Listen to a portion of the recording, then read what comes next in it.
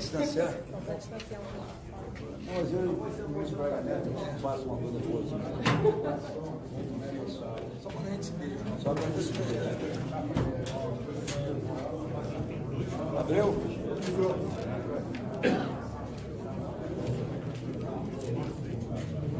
Esse cara aqui, ele é igual o Elton. Lembra do Elton? Trabalhou comigo. Tira foto. Lá não vemos. A gente vê uma foto dele. Vê com ele, sabe? Mas eu acho que eu tô fora do enquadramento dele. Tô fora, não tô? Tô no enquadramento? Ó, eu vou fazer a abertura aqui, depois eu vou ali pra fora. E aí já pega o início e já faz o início.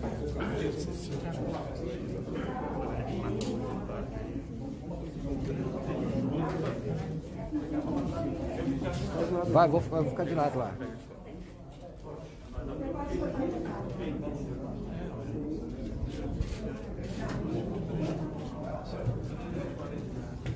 Rápido, só um pouquinho pra lá, pra fazer a live. Só em cima do vídeo. Se quiser não, tá?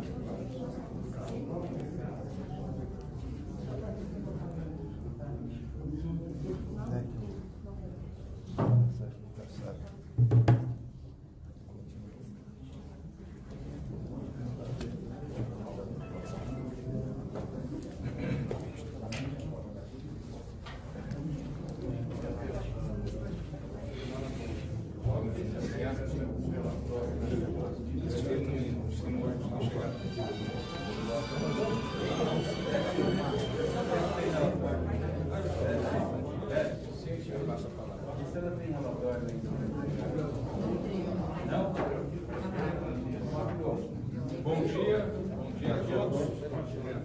É um prazer receber aqui no Supremo Tribunal Federal, nesse salão, o presidente da República, Jair Messias Bolsonaro, seus ministros que o acompanham, parlamentares e os senhores que representam aí o setor produtivo do Brasil. Então, dando as boas-vindas a todos.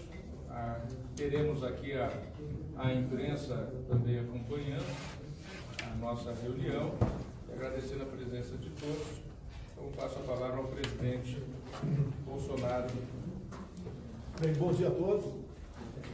Prezado senhor ministro, presidente do Supremo Tribunal Federal, Dias Toffoli, muito obrigado pela acolhida, da forma carinhosa como o senhor nos recebeu aqui.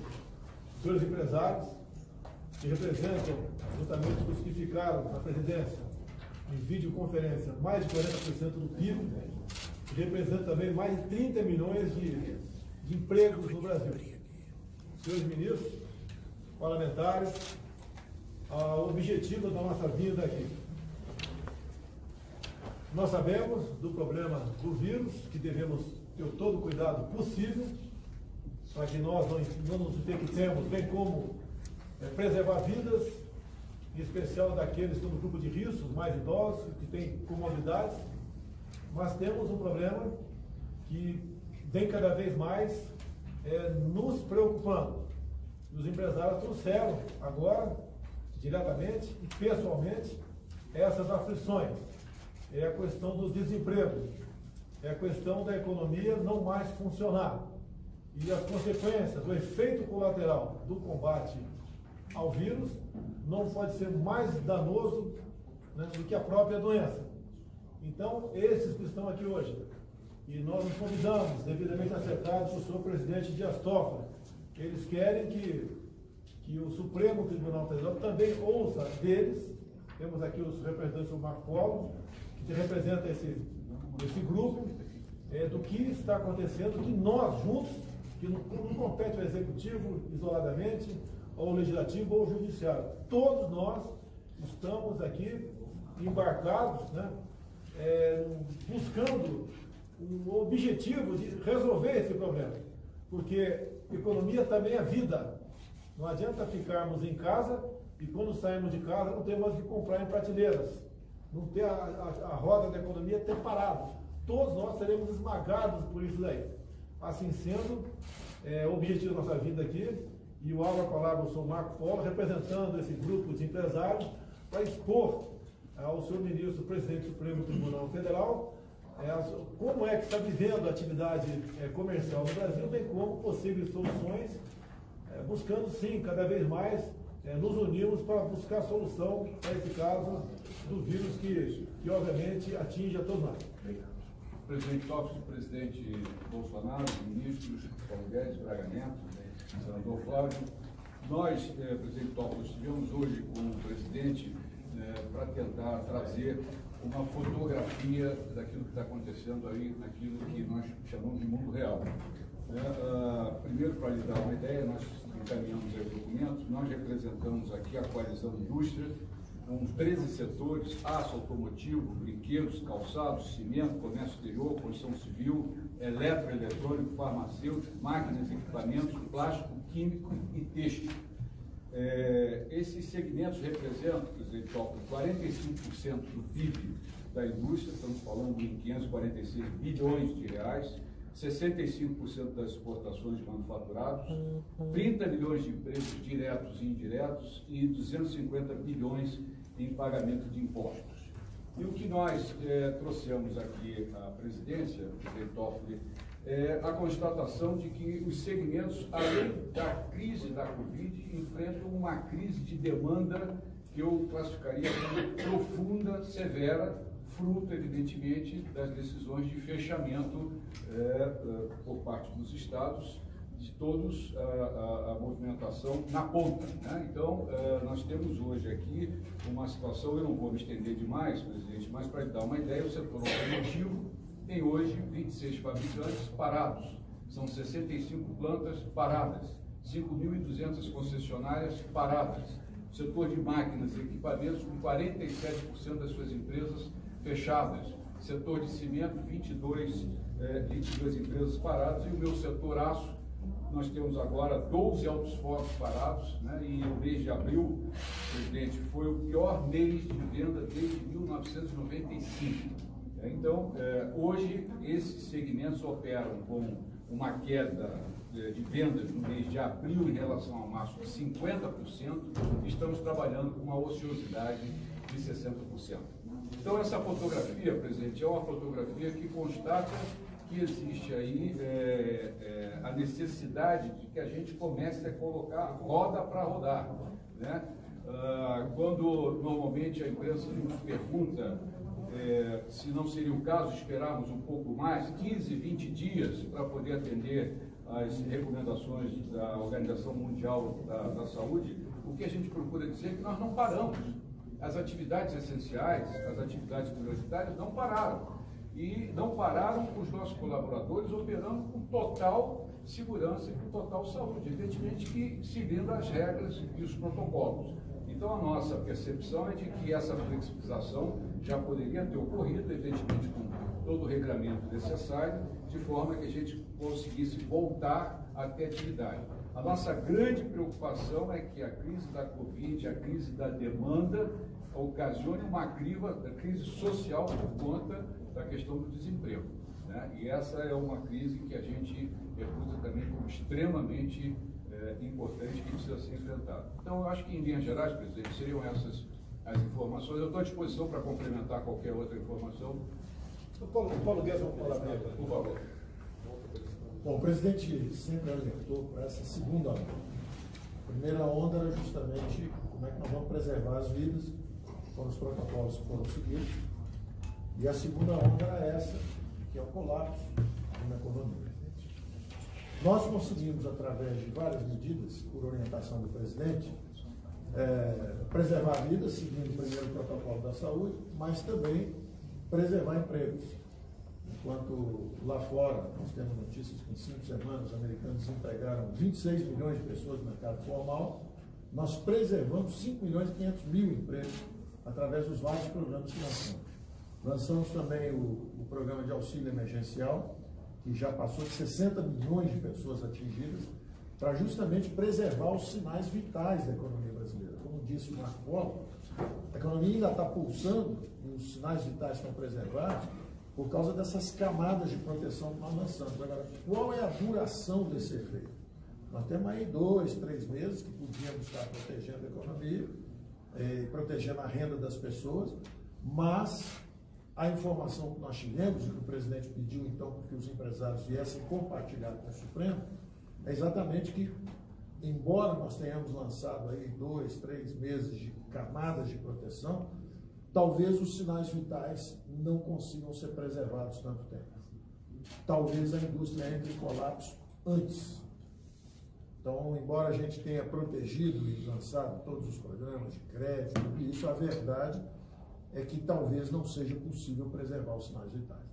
E aí, em vez de nós sairmos como um urso que estava hibernando, que botou, na verdade, só atenuou o consumo de energia, preservando os sinais vitais, e quando sai da gruta, sai para caçar de novo, sai forte, talvez seja o caso de colapso total.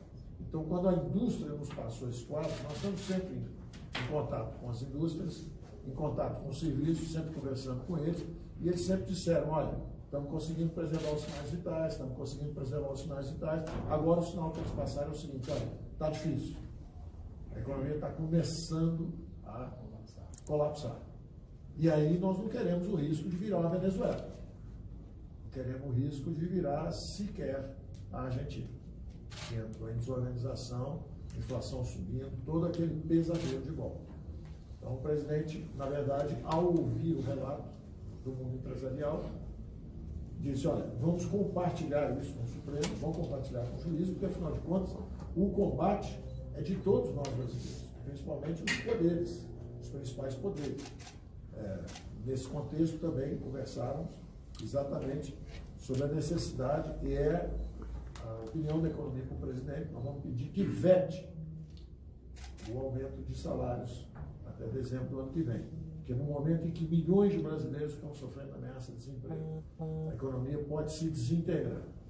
A contribuição do funcionalismo que nós pedimos é simplesmente não pedir aumentos por 1 ano e meio. É uma contribuição. Então, nós liberamos 60 bilhões direto na veia para estados e municípios. E, além disso, se não houver aumento, esse ano e o ano que vem, são mais 130 bilhões. Então, os estados têm capacidade de proteger a população, têm capacidade de rodar a máquina, desde que isso não vire aumento de funcionalismo. Os salários de funcionalismo estão bastante acima, os senhores sabem disso, como empresários, dos salários praticados na indústria brasileira, no comércio. Eles têm estabilidade no emprego, no momento em que milhões de pessoas estão perdendo seus empregos. E o presidente sabe disso, e o presidente, então, nós tínhamos conversado sobre essa necessidade. Agora, há sempre manobras políticas, empurra para cá, empurra para lá. É um jogo normal da democracia. Não estou reclamando em nada do processo democrático. Estou apenas pedindo ao presidente que recorra a uma ferramenta que ele tem, que é de vetar esse aumento, caso ele venha da Câmara e do Senado. E por uma razão muito simples. É a população brasileira, é a opinião pública brasileira que pede essa contribuição. Nós não podemos. Isso é um dinheiro que vai faltar para a saúde mais tarde. Se mais tarde quisermos estender, seja um auxílio emergencial ou qualquer coisa, ou se quisermos salvar companhias importantes para o futuro do Brasil, coisas importantes que estão acontecendo, não vão ter esse recurso, que está sendo consumido na hora de uma tragédia. A hora em que o país tem uma crise como essa, a pergunta que sempre fazemos é o seguinte: que sacrifício ou contribuição podemos dar para a nação? E não aproveitar que o gigante caiu e ver o que nós podemos tirar dele. O que nós podemos tirar enquanto o Brasil está caído? Essa não é a atitude correta. A pergunta de sempre é como vamos contribuir e não o que podemos tirar. Então, eu alertei o presidente isso, ouvindo principalmente o relato dos industriais que a economia pode entrar em colapso. O presidente foi o primeiro a alertar para essa possibilidade, sempre disse isso. Então, quando os industriais dizem, olha, ainda temos os sinais vitais preservados. Um pouco mais e nós saímos. E vamos surpreender o mundo de novo. Vamos reativar a economia antes dos outros e vamos sair disso. Então, no momento em que eles endossam esse relato e essa preocupação do presidente, o presidente falou, vamos ao Supremo, vamos levar essa consideração lá, para que todos saibam o que está acontecendo. Professor, complementando aqui, o Marco Polo e o Paulo Guedes, tem um decreto presidencial que define o que são atividades essenciais. O que não está ali ficou a cargo dos governadores e prefeitos, conforme a decisão do próprio Supremo Tribunal Federal, de decidir. E pelo que parece, alguns estados foram um pouco longe, eu digo alguns estados, nas medidas restritivas. E as consequências estão batendo a porta de todos. 38 milhões de informais e autônomos ou perderam a renda ou tiveram essa renda substancialmente reduzida. No parte da formalidade, quem tem carteira assinada, segundo o ministro da Economia me disse agora há pouco, está batendo na casa de 10 milhões de desemprego. Esse número tende a crescer. Por isso, esse grupo de empresários, não é a primeira vez que reuni com a semelhança dos senhores, nos trouxeram essa preocupação. É colapsar a economia. Quando o presidente Paulo Guedes, o ministro Paulo Guedes fala em Venezuela, não é regime venezuelano, é economia venezuelana. Perfeitamente. Apesar de ser um país rico, com petróleo e com ouro, o povo vive na miséria. Porque chegou um ponto, a economia lá, que fica muito difícil recuperar. Então nós temos que tomar decisão. Nós, chefes do executivo, chefes de poderes, né? Nós temos que decidir. Muitas vezes eu sei que o senhor Dias Toffoli toma medidas aqui, que ele sabe de um lado ou de outro, ele vai sofrer crítica. E ele tem coragem de decidir. Assim é, da minha parte, tocante ao poder executivo. E assim também, em grande parte, o poder legislativo. Então a nossa união, a coragem que nós temos para enfrentar esse problema, é que pode evitar que o país mergulhe numa crise econômica que dificilmente poderá sair dela. Até digo ao senhor presidente Dias Toffoli, acabei de assinar, na presença dos senhores empresários, agora há pouco, lá na presidência, né, um acréscimo no decreto de atividades essenciais, que é o da construção civil. Outros decretos eu assinarei nas próximas horas, com toda a certeza. Então, o clamor que os empresários trazem aqui para a Vossa Excelência, que obviamente tem um valor simbólico também, junto a todos no Brasil, é que nós devemos preocupar com vidas, sim, mas também com empregos. Porque economia é vida. Um país onde a economia não anda, a expectativa de vida vai lá para baixo. O IDH também. E nós queremos fazer com que o Brasil ocupe o lugar de estar que ele merece no mundo. E devemos tomar todos nós decisões, sejam criticadas ou não, mas bem intencionadas, calcadas na lei, na nossa Constituição, respeitando a democracia, respeitando a liberdade, porque nós temos um bem muito maior até que a própria vida, se me permite falar isso, é a nossa liberdade. Nós não podemos perder a liberdade no Brasil. Não podemos ver, mais cedo ou mais tarde, a continuar como está caminhando a questão econômica, assistir os saques, assistir manifestações populares, que nós já vimos no passado, em situações que não eram sequer próximas a essa. Essa nós entendemos todos que as medidas tomadas pela equipe econômica do Paulo Guedes, de socorro a empresas, do auxílio emergencial de R$600, entre outras, é que está mantendo a população numa situação ainda de equilíbrio, de razão acima da emoção. Então, senhor ministro, me permite, senhor presidente Dias Toffoli, a razão da vinda dos empresários aqui, que eu sugeri a eles, é exatamente isso. Todos nós, com o mesmo propósito, com o mesmo ideal. É o Brasil realmente voltar à normalidade. Preocupados com a vida, sim. Nunca não nos preocupamos disso, mas a questão do emprego, da economia, isso também é vida. Então, esse, senhor ministro, me permite, e eu agradeço muito a acolhida que o senhor nos deu para esse momento aqui dentro do Supremo Tribunal Federal.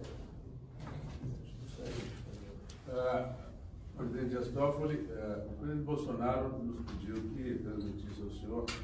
O Marco Polo fez um relato bastante eloquente, mas é assim, vou plagiar o ministro Paulo Guedes. Os sinais vitais, a indústria está rodando a 40 do 100 possível do sinal vital. O ambiente econômico produziu o socorro às pessoas, às empresas, na medida que for possível. Agora, quando terminar o socorro às pessoas, as empresas vão estar fragilizadas e então os 30 milhões de empregos que o nosso grupo à volta da mesa e os que não estão aqui, a gente não sabe o que fazer, porque terminará o período onde o Estado está ajudando a socorrê-los e eles voltam para a nossa folha. Só que eu não tenho produção, não tenho venda e a coisa está rodando. E o principal subproduto disso é que Marco Polo relatou bastante ao presidente, e ele pediu que a gente compartilhasse com o senhor, e eu já concluo, é que vão sobrar empresas fragilizadas, porque não estava rodando a 40, o coração vai ficando fraco, e a gente não sabe se dá conta de voltar sem de novo na recuperação.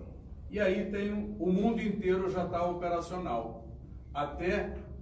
não quero mencionar nenhum aqui, mas até os asiáticos que não estiveram operacionais nas suas fábricas por algum tempo, não falta navio, não falta container e, acima de tudo, não faltará pedido. Então, o que a gente não queria era, por conta de ter estado junto no combate da pandemia, o meu coração está batendo a 40, eu não consigo retomar, os funcionários caem todos de novo na nossa folha. Aí eu tenho um inimigo lá fora, que é meu adversário comercial, prontinho para suprir o mercado interno. E então haverá a morte de CNPJ. É isso, muito obrigado. Tem mais? Bom, eu agradeço... eu sou do setor de brinquedos, tudo disputa a ousadia. A ousadia. Eu agradeço ouvir essas impressões que são extremamente importantes. Eu gostaria de registrar, se nós formos olhar o dia 11 de março, que foi quando a OMS declarou a pandemia mundial, e a semana que vem completaremos 2 meses, o país ele conseguiu conduzir muito bem essa situação. Apesar daquilo que aparece na imprensa, uma coisa aqui, uma coisa ali, a verdade é que as instituições funcionaram, os ministérios funcionaram, o SUS funcionou, as medidas que o governo adotou e o Congresso Nacional aprovou, ou adequou, ou melhorou, ou de alguma forma também sancionou, foram medidas extremamente importantes para que o país não entrasse nessa situação de uma calamidade pública que viesse a uma desorganização estrutural da sociedade. Então, em primeiro lugar, nós temos que olhar o positivo. E esse positivo, eu penso que funcionou e está funcionando. O que os senhores trazem aqui, com devida razão, é a necessidade de nós termos um planejamento. Isso eu até já disse publicamente em algumas entrevistas, já conversei com o presidente, com vários dos seus ministros, que é exatamente um planejamento que seja organizado na retomada da volta da economia e do crescimento.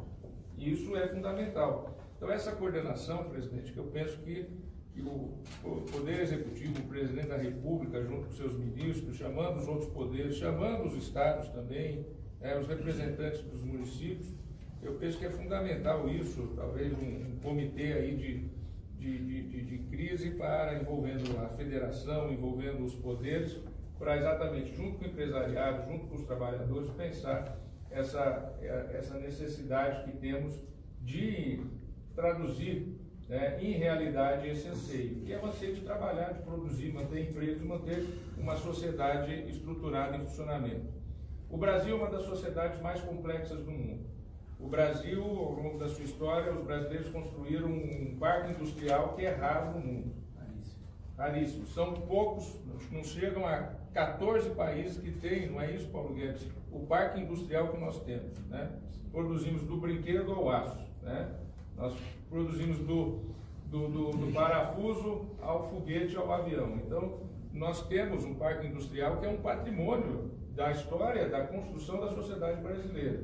Esse parque industrial da sociedade brasileira, com um sistema financeiro que é sólido, com um sistema de proteção da rede social que é sólido também, com um sistema de saúde que é sólido, é um patrimônio que nós temos que defender, é um patrimônio que nós temos que realmente valorizar e nos orgulharmos desse patrimônio. Então, eu penso que é fundamental esse trabalho de exatamente ter esse diálogo, essa coordenação, para que nós possamos pensar exatamente a retomada. Eu também penso que, se nós formos ver as ruas, as pessoas estão saindo das ruas, porque já está chegando uma situação que as pessoas já querem sair. Então, tem que ter essa saída de uma maneira coordenada. Eu penso que é isso. E aí é fundamental uma coordenação com os estados e municípios. Nós temos uma Constituição que garante competências específicas para os entes da federação, né? E foi isso que o Supremo tem decidido, mas sempre respeitando as competências da União, as competências nacionais de orientação quanto às atividades essenciais, quanto às atividades de transporte, quanto às atividades de produção. Então, eu penso que essa coordenação, presidente, é fundamental para esse tipo de planejamento, para esse momento tão difícil que o mundo todo passa, que o Brasil passa, que já passou 2 meses, parece pouco tempo, mas já são 2 meses que nós estamos e realmente temos que pensar esse momento. Presidente, quebrando o protocolo de parlamentação depois da sua fala, eu só acrescentaria um pequeno detalhe, presidente Toffoli, que é o sentido de urgência. Eu diria que a configuração, se a gente puder fazer uma configuração, é que a indústria está na UTI, né? E ela precisa sair da UTI, porque se não sair da UTI, as consequências serão gravíssimas, né? Nós temos protocolos de segurança e de saúde desenvolvido com o Ministério da Economia prontos, né? Os instrumentos todos para que haja flexibilização estão prontos. Então, era só deixar essa colocação final para o senhor, de urgência, da necessidade de sair da UTI, e os instrumentos nós temos. E, de novo, eu reafirmo, todos os segmentos que operaram com segurança. Siderurgia operou, todos os setores. Aqueles que pararam por falta de demanda, em função das determinações regionais que foram tomadas. Era isso, comércio. Obrigado, presidente. Obrigado, excelente. Os empresários aqui, os nossos empresários, eu tinha uns 8 aqui, mas querem mostrar o vídeo? A economia não pode parar, porque a economia também é vida. Recebi mais uma vez um grupo de empresários aqui na Presidência da República. Esse grupo é responsável por 45% do PIB nacional e responsável por 30 milhões de empregos. A indústria, a atividade comercial está na UTI. Não há mais espaço para postergar. O sentimento deles, ou melhor, o posicionamento deles é que a abertura gradual e responsável tem que começar o mais rápido possível. Caso contrário, podemos atingir situação de países que nós já conhecemos, que fica impossível a gente voltar a ser o que nós éramos em janeiro do corrente ano. Então, com esse objetivo, apelando à sensibilidade de todos, que a responsabilidade é de todos, é do Executivo, Legislativo, Judiciário, governadores, prefeitos, empresários, e buscar solução para isso. Então eles vieram aqui mostrar ao senhor presidente Dias Toffoli, presente aqui nesse evento, o que realmente está passando a atividade econômica do Brasil. Aquela história, então, de que a economia deixa para lá, primeiro vida, não é verdade. Sempre disse que as duas atividades tinham que ser tratadas com responsabilidade. Então ninguém melhor do que o senhor Marcos Polo, aqui no momento, representando os empresários, que fale um pouco com vocês, e depois o Paulo Guedes, para que todo o povo brasileiro entenda, né? Se bem que grande parte já está entendendo, o que está acontecendo e para onde nós não queremos ir. Por favor, vai vetar o reajuste do funcionalismo? Marcos Polo aqui, Marcos Polo com a palavra aqui. Bom, o que nós viemos trazer ao presidente Bolsonaro e depois aqui ao presidente Toffoli é o fato de que nós da indústria, além do enfrentamento da Covid-19, nós estamos enfrentando uma severa, profunda crise de demanda ocasionada pelas decisões que foram tomadas, necessárias, num primeiro momento, importante, de fechamento da ponta, vamos dizer assim, do comércio, enfim, das atividades. Trouxemos uma fotografia que mostra que no mês de abril nós tivemos uma queda de vendas de 50% em relação ao mês de março e a indústria, de uma maneira geral, está operando com 60% de ociosidade. Para não me alongar demais, apenas 3 setores aqui: automotivo, com 26 fábricas paradas, são 65 plantas paradas, 5.200 concessionários distribuídos ao longo do país fechados, setor de máquinas e equipamentos com 47 empresas fechadas, cimento com 22 fábricas, o meu setor especificamente siderurgia, com 12 altos fornos paralisados, aciarias, laminação, e tendo no mês de abril o pior mês de venda desde 1995. Então, se eu pudesse resumir e fazer uma caracterização, a indústria está na UTI. Né? Na UTI precisa sair, e para sair precisa que ocorram as flexibilizações de maneira que a roda volte a rodar. Toda vez que individualmente eu sou perguntado: bom, mas a siderurgia, a indústria não poderia esperar mais 15 dias para atender o que seria o regramento da Organização Mundial da Saúde? Eu informo que a siderurgia não parou, como várias outras atividades não pararam no país, atividades prioritárias, essenciais, e não pararam com total segurança dos colaboradores, através de protocolos rígidos de segurança e de saúde.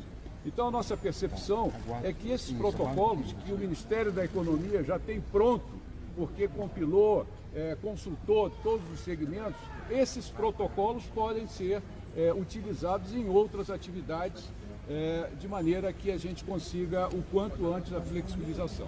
Eu acho que era isso.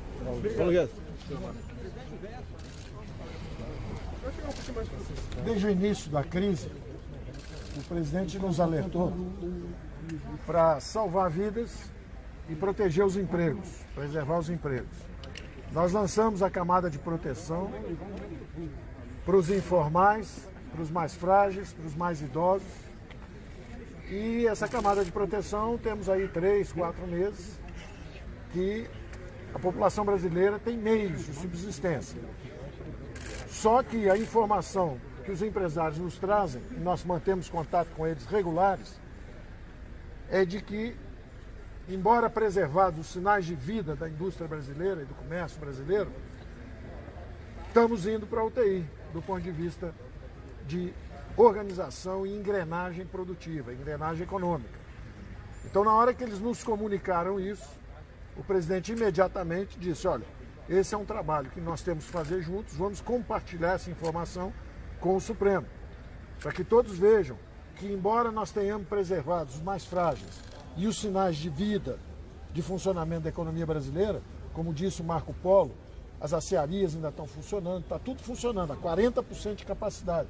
Não faltou comida para os brasileiros, não faltaram os recursos de apoio dos programas que nós lançamos, está tudo ainda organizado. Só que eles estão dizendo o seguinte: há perigo de começar a desorganização. Então, embora nós estejamos protegidos, a população e todos tenham os recursos, o que adianta se daqui a 30 dias apaga a luz, desliga a comida, para a produção nacional? Então, o alerta que eles deram é muito importante, que é o seguinte: olha, embora haja proteção, o povo ainda tenha o dinheiro na mão, daqui a 30 dias pode ser que comecem a faltar nas prateleiras, pode começar a faltar e desorganizar a produção brasileira. E aí você entrar em um sistema de não só de colapso econômico, mas de desorganização social. Então, o alerta é muito importante, e eu aproveitei justamente para renovar que, num momento como esse, em que a população brasileira está correndo risco, perde emprego, alguns inclusive perdendo a vida, eu renovo o meu pedido de contribuição no funcionalismo público. São 2 anos sem aumento, só isso que nós pedimos. Eles têm estabilidade de emprego, eles têm salários acima da iniciativa privada, e com 2 anos sem aumento, estamos falando de 130 bilhões de reais, que poderiam ser usados justamente em outras atividades. poderiam ser usados para preservar vidas, poderiam ser usados às vezes para estender um programa social qualquer, e não é justo que num momento como esse, dramático da população brasileira, e a opinião pública pede isso, quer isso, eu acho que é uma oportunidade que o Congresso teve, e como o Congresso aprovou algumas coisas que são muito importantes, como a descentralização dos recursos para estados e municípios, mas não fechou essa porta para esses aumentos, eu estou sugerindo ao presidente da República que vete, que permita que essa contribuição do funcionalismo público seja dada para o bem de todos nós e para o bem deles, perante também a opinião pública brasileira. Obrigado. Vai vetar, presidente? Vai vetar, presidente? Vou responder uma pergunta de vocês aqui. Aproximadamente 10 milhões de empregos formais deixaram de existir. Entre os 38 milhões de informais e autônomos, segundo a OIT, esse pessoal perdeu 80% do seu poder aquisitivo. Alguns perderam 50%, obviamente, outros zeraram. E estão sobrevivendo basicamente em cima do auxílio emergencial que acaba daqui a 2 meses. Aí volta para o servidor público, que tem estabilidade e tem um salário. Há pouco, uma proposta do presidente da Câmara era de cortar 25% para todo mundo. Paulo Guedes decidiu que poderia ser menos drástico. Apenas fazer que até dezembro do ano que vem não tivesse no reajuste. E assim foi combinado, assim foi acertado. O parlamento entendeu que certas categorias poderiam ter reajuste. O que nós decidimos? Eu sigo a cartilha de Paulo Guedes na economia. E não é de maneira cega não, é de maneira consciente e com razão. E se ele acha que deve ser vetado o dispositivo, assim será feito. Nós devemos salvar a economia, porque a economia é vida. Certas medidas minhas, obviamente, não agradam o setor de sociedade. Mas eu sou chefe do executivo para tomar decisões. E as decisões eu tomo juntamente ouvindo os meus ministros. E nessa área, o Paulo Guedes é o senhor da razão. Nós, se essa for a orientação dele, vetaremos esse dispositivo. Muito obrigado. Olha só, vamos lá. Olha só, tem um decreto presidencial que definiu que são atividades essenciais, aquelas não podem parar. Eu acabei de assinar um decreto aqui, colocando nesse rol de atividades essenciais a construção civil. Outras virão nas próximas horas, nos próximos dias. Porque o que não está no decreto, ficou decidido que, segundo o Supremo Tribunal Federal, que estados e municípios diriam se poderiam ou não funcionar essas categorias. Então, alguns estados, não estou brigando com ninguém, pelo amor de Deus, tá? No entendimento de muita gente, dos empresários, o Marcos Paulo que está aqui, exageraram. É comum acontecer, faz parte da razão do ser humano. Então, nós vamos começar a colocar mais categorias essenciais para nós podermos abrir com responsabilidade e observado as normas do Ministério da Saúde, de modo que cada vez mais rápido nós possamos voltar à atividade normal. Caso contrário, depois da UTI, tá, é o cemitério. E não queremos isso para o nosso Brasil. Tá bom, presidente? Vamos embora.